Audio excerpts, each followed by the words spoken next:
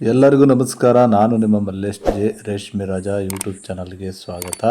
ಇವತ್ತು ಹುಳುಗಳು ಚಾಕಿಯಾಗಿ 15ನೇ ದಿವಸ. 15ನೇ ದಿವಸ ನಾವು ಹುಳುಗಳನ್ನು ಹೇಗೆ ನಿರ್ವಹಣೆ ಮಾಡಬೇಕು ಅಂತ ಹೇಳಿ ಸಂಪೂರ್ಣ ಮಾಹಿತಿನ ನಿಮಗೆ ಈ ವಿಡಿಯೋದಲ್ಲಿ ತಿಳಿಸ್ಕೊಡ್ತಾ ಇದ್ದೀನಿ. ಇಂದು 3ನೇ ಜ್ವರ ಎದ್ದು 4ನೇ ದಿವಸ. 4 ದಿವಸ 3ನೇ ಜ್ವರ ಎದ್ದು ಹುಳುಗಳು ಮೇಯ್ದ ತಕ್ಷಣ 4ನೇ ಜ್ವರಕ್ಕೆ ಹೋಗುವಂಥ ಸಮಯ. ಇವು 5ನೇ ದಿವಸ ಅಂದರೆ 3ನೇ ಜ್ವರ ಎದ್ದು 5ನೇ ದಿವಸ ಹುಳುಗಳು ನಾಳೆ ಜ್ವರಕ್ಕೆ ಹೋಗ್ತವೆ. ಇವತ್ತು 3ನೇ ಜ್ವರ ಎದ್ದು 4ನೇ ದಿವಸ ಯಾವ ರೀತಿಯ ಕೆಲಸಗಳನ್ನು ಮಾಡಬೇಕಂತೇಳಿ ನಿಮಗೆ ಈ ವಿಡಿಯೋದಲ್ಲಿ ಸಂಪೂರ್ಣವಾಗಿ ಮಾಹಿತಿಯನ್ನು ಕೊಡ್ತಾ ಇದ್ದೀನಿ. ಈ ವಿಡಿಯೋಗಳು ಬೇಸಿಗೆ ಕಾಲದಲ್ಲಿ ಮಾಡಿರ್ತಕ್ಕಂಥ ವಿಡಿಯೋಗಳಾಗಿರೋದ್ರಿಂದ ನಿಮಗೆ ಬೇಸಿಗೆ ಕಾಲದಲ್ಲಿ ಹುಳುಗಳ ನಿರ್ವಹಣೆ ಹೇಗೆ ಮಾಡ್ತೀವಿ ಅಂತಕ್ಕಂಥ ಮಾಹಿತಿ ನಿಮಗೆ ಈ ಎಲ್ಲ ವಿಡಿಯೋಗಳಿಂದ ತಿಳಿಯುತ್ತೆ. ಈಗಾಗಲೇ ಮಳೆಗಾಲ ಪ್ರಾರಂಭವಾಗಿದೆ, ಆದರೆ ಇವು ಬೇಸಿಗೆ ಕಾಲದಲ್ಲಾಗಿರ್ತಕ್ಕಂಥ ವಿಡಿಯೋಗಳಾಗಿರೋದ್ರಿಂದ ನೀವು ಮುಂದೆ ಯಾವತ್ತಾದ್ರೂ ಬೇಸಿಗೆ ಕಾಲದಲ್ಲಿ ಹೇಗೆ ಹುಳುಗಳ ನಿರ್ವಹಣೆ ಮಾಡ್ಬೋದು ಅಂತಕ್ಕಂಥ ಮಾಹಿತಿ ನಿಮಗೆ ತಿಳಿಯುತ್ತೆ. ಇವತ್ತು ಹುಳುಗಳನ್ನು ತೆಳುವಾಕಿ ಹುಳುಗಳಿಗೆ ಇವತ್ತು ಸುಣ್ಣದ ಪೌಡರನ್ನು ಹಾಕಿ ನಂತರ ಸೊಪ್ಪನ್ನು ಹಾಕ್ತೀವಿ.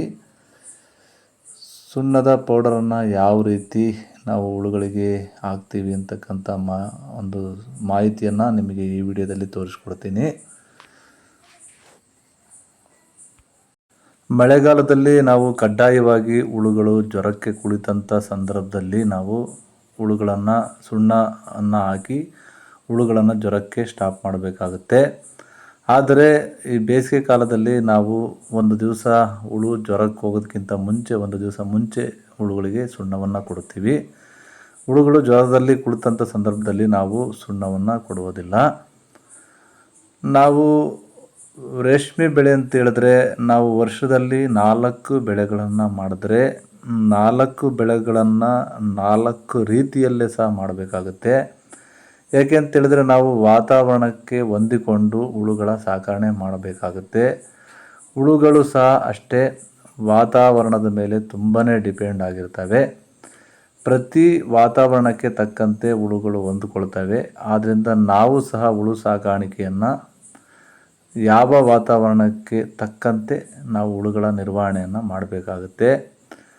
ಬೇಸಿಗೆ ಕಾಲದಲ್ಲಿ ಜ್ವರದಿಂದ ಎದ್ದಾದ ಮೇಲೆ ಒಂದು ಸಾರಿ ಸುಣ್ಣವನ್ನು ಕೊಡುವಿದ್ರೂ ಸಹ ನಡೆಯುತ್ತೆ. ಆದರೆ ಮಳೆಗಾಲದಲ್ಲಿ ಪ್ರತಿ ದಿವಸವೂ ಸಹ ಸುಣ್ಣವನ್ನು ಹುಳುಗಳ ಮೇಲೆ ಸಿಂಪಡಣೆ ಮಾಡಬೇಕಾಗುತ್ತೆ. ಆದ್ದರಿಂದ ಬೇಸಿಗೆ ಕಾಲದಲ್ಲಿ ಸುಣ್ಣವನ್ನು ಕಡಿಮೆ ಪ್ರಮಾಣದಲ್ಲಿ ಕೊಡಬೇಕಾಗುತ್ತೆ. ಯಾಕೆ ಅಂತೇಳಿದ್ರೆ ಟೆಂಪ್ರೇಚರು ಜಾಸ್ತಿ ಇರುತ್ತೆ, ಹ್ಯುಮಿಡಿಟಿ ಸಹ ಕಡಿಮೆ ಇರುತ್ತೆ. ಆದ್ದರಿಂದ ಸುಣ್ಣವನ್ನು ಕಡಿಮೆ ಕೊಟ್ಟರೂ ಸಹ ನಡೆಯುತ್ತೆ. ಬೆಡ್ಡು ಹ್ಯುಮಿಡಿಟಿ ಕಡಿಮೆ ಇರೋದ್ರಿಂದ ಬೆಡ್ಡು ಯಾವಾಗಲೂ ಸಹ ಡ್ರೈ ಆಗೇ ಇರುತ್ತೆ. ಆದ್ದರಿಂದ ಸುಣ್ಣವನ್ನು ಕಡಿಮೆ ಪ್ರಮಾಣದಲ್ಲಿ ಕೊಡಬೇಕು ಬೇಸಿಗೆ ಕಾಲದಲ್ಲಿ. ಇವತ್ತು 3ನೇ ಜ್ವರ ಎದ್ದು 4ನೇ ದಿವಸ, ನಾಳೆ ಜ್ವರಕ್ಕೆ ಹೋಗುವಂಥ ಸಮಯ. ಆದ್ದರಿಂದ ಒಂದು ದಿವಸ ಮುಂಚೆನೇ ಹುಳುಗಳಿಗೆ ಸುಣ್ಣವನ್ನು ಕೊಡುವಿ ಜ್ವರಕ್ಕೆ ಸೆಟ್ ಮಾಡ್ತೀವಿ. ಮಳೆಗಾಲದಲ್ಲಾದರೆ ಹುಳುಗಳು ಜ್ವರಕ್ಕೆ ಹೋದ ನಂತರ ಒಂದು ಸುಣ್ಣವನ್ನು ಕೊಡುವಿ, ಹುಳುಗಳನ್ನು ಜ್ವರಕ್ಕೆ ಸ್ಟಾಪ್ ಮಾಡ್ತೀವಿ. ನಾವು ಸೊಳ್ಳೆ ಪರದವನ್ನು ಬಳಸಿ ಹುಳುಗಳಿಗೆ ಸುಣ್ಣವನ್ನು ಕೊಡತಕ್ಕಂಥದ್ದು.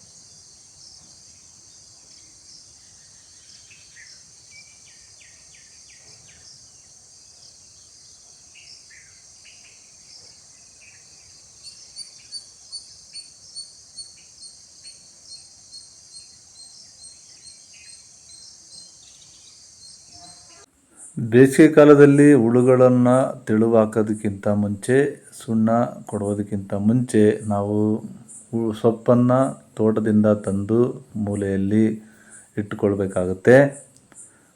ಮೂಲೆಯಲ್ಲಿ ಸೊಪ್ಪನ್ನು ತಂದಿಟ್ಕೊಂಡಾದಮೇಲೆ ಹುಳುಗಳಿಗೆ ಸುಣ್ಣವನ್ನು ಕೊಡವಿ ಸೊಪ್ಪನ್ನು ಹಾಕಬೇಕು. ಸೊಪ್ಪು ಫ್ರೆಶ್ ಆಗಿರ್ತಕ್ಕಂಥ ಸೊಪ್ಪನ್ನು ಹಾಕಬೇಕು. ಬೇಸಿಗೆ ಕಾಲದಲ್ಲಿ ತೇವಾಂಶ ಕಡಿಮೆ ಇರೋದರಿಂದ ಹುಳುಗಳಿಗೆ ಸೊಪ್ಪನ್ನು ತೆಳುವಾಗಿ ಹಾಕಬೇಕು. ತೆಳುವಾಗಿ 3 ಸಾರಿ ಸೊಪ್ಪು ಹಾಕಿದ್ರೆ ತುಂಬ ಒಳ್ಳೆಯದು. ನಾವು ಸಹ ಈ ಬೇಸಿಗೆ ಕಾಲದ ಬೆಳೆಯನ್ನು ಪೂರ್ಣವಾಗಿ 3 ಬಾರಿ ಸೊಪ್ಪನ್ನು ಹಾಕಿದ್ದೀವಿ, ಎಲ್ಲ ಹಂತದಲ್ಲೂ ಸಹ.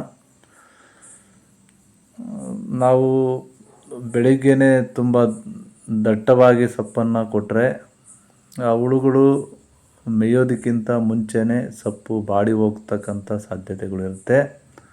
ಆದ್ದರಿಂದ ನಾವು ಹುಳುಗಳಿಗೆ ಸೊಪ್ಪನ್ನು ತೆಳುವಾಗಿ 3 ಬಾರಿ ಕೊಡ್ತಕ್ಕಂಥದ್ದು ತುಂಬ ಸೂಕ್ತ.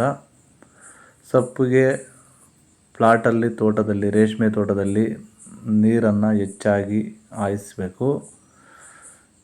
ಸೊಪ್ಪಿನಲ್ಲಿ ತೇವಾಂಶ ಇರೋ ರೀತಿ ನೋಡ್ಕೊಳ್ಬೇಕು. ಹಾಗಾದರೆ ಮಾತ್ರ ಹುಳುಗಳು ಒಂದು ಸೈಜು ಹೆಚ್ಚಾಗೋದಕ್ಕೆ ಕಾರಣ ಆಗುತ್ತೆ.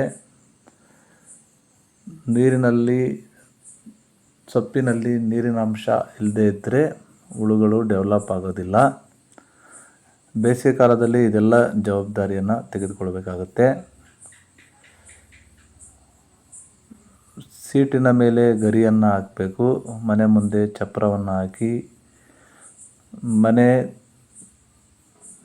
ಕೂಲಾಗಿರೋ ರೀತಿ ನೋಡ್ಕೊಳ್ಬೇಕಾಗತ್ತೆ. ಇದಿಷ್ಟು 15ನೇ ದಿನ, ಚಾಕಿಯಾಗಿ 15ನೇ ದಿನ 3ನೇ ಜ್ವರದಿಂದ ಎದ್ದು 4ನೇ ದಿವಸ ಮಾಡಬೇಕಾಗಿರ್ತಕ್ಕಂಥ ಕೆಲಸಗಳು. ಹುಳುವನ್ನು ತೆಳುವಾಗ್ತಕ್ಕಂಥದ್ದು, ಸುಣ್ಣವನ್ನು ಕೊಡ್ತಕ್ಕಂಥದ್ದು ಮತ್ತು ಹುಳುಗಳಿಗೆ ಸೊಪ್ಪನ್ನು ಹಾಕ್ತಕ್ಕಂಥದ್ದು. ಇದಿಷ್ಟು ಕೆಲಸ ಇವತ್ತು 4ನೇ ದಿವಸದ ಒಂದು ಕೆಲಸ. ಇನ್ನು ಮುಂದಿನ ವಿಡಿಯೋದಲ್ಲಿ 16ನೇ ದಿವಸ 4ನೇ ಜ್ವರಕ್ಕೆ ಹುಳುಗಳು ಯಾವ ರೀತಿ ಹೋಗ್ತವೆ, ಹುಳುಗಳನ್ನು ಜ್ವರಕ್ಕೆ ಯಾವ ರೀತಿ ಸೆಟ್ ಮಾಡಬೇಕಂತಕ್ಕಂಥ ಮಾಹಿತಿ ಇರ್ತಕ್ಕಂಥ ವಿಡಿಯೋದಲ್ಲಿ ಮತ್ತೊಮ್ಮೆ ನಿಮಗೆ ಭೇಟಿ ಆಗ್ತೀನಿ.